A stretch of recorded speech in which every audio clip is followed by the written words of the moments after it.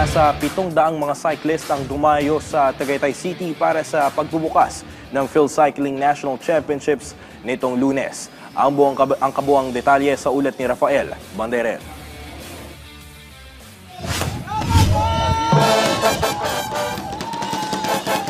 Nagtagisan ang pinakamahuhusay na siklista sa Pilipinas sa unang araw ng PhilCycling National Championships for Road nitong Lunes sa Tagaytay City. Nagsimula ang event sa criterium races para sa mga kategorya ng Men and Women Elite, Under 23, Junior at Youth. Mula sa starting point sa Praying Hands Monument sa Sky Ranch, binaybay ng mga siklista ang 2.1 km circuit sa Isaac Tolentino Avenue at Acles Street, Mahogany at Crisanto Tolentino Streets, pabalik sa Praying Hands kung nasaan din nakapwesto ang finish line.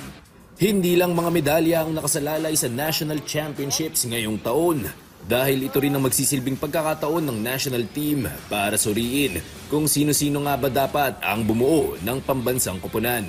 Kaya naman, hindi makakapaniwala ang 24 anyos na si Joseph Habinyar nang siya ang manalo sa Elite Men category.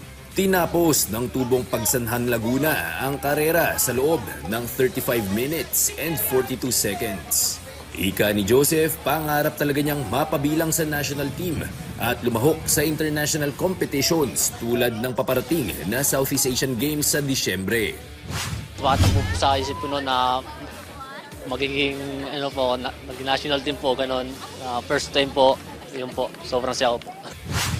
Back-to-back gold medals naman ang napanalunan ng veteranang si Jermaine Prado.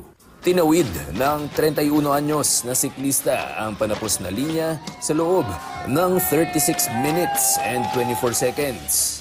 Tulad ni Joseph, nakatuon din ang kanyang atensyon sa 33rd SEA Games na idaraos sa Thailand. Para sa akin kasi first or second, still pa rin yun panalo pa rin yun. So ang ano ko kasi lagi, mas maganda na yung dalawa lang kami o tatlo sa breakaway kaysa marami kami kasi wala akong remate. Wala akong pang bunch sprint. So mas maganda na yung ginawa ko na pinalayo yung grupo hanggang sa makarating ng finish. Hindi naman ikinagulat ni PhilCycling Director Jun Lumibaw ang higanting turnout ng National Championships ngayong taon. Ayon kay Lumibaw, patunay lang ito na patuloy ang pag-asenso ng competitive cycling community sa Pilipinas. It's not really surprising na more than 700 yung nag-register.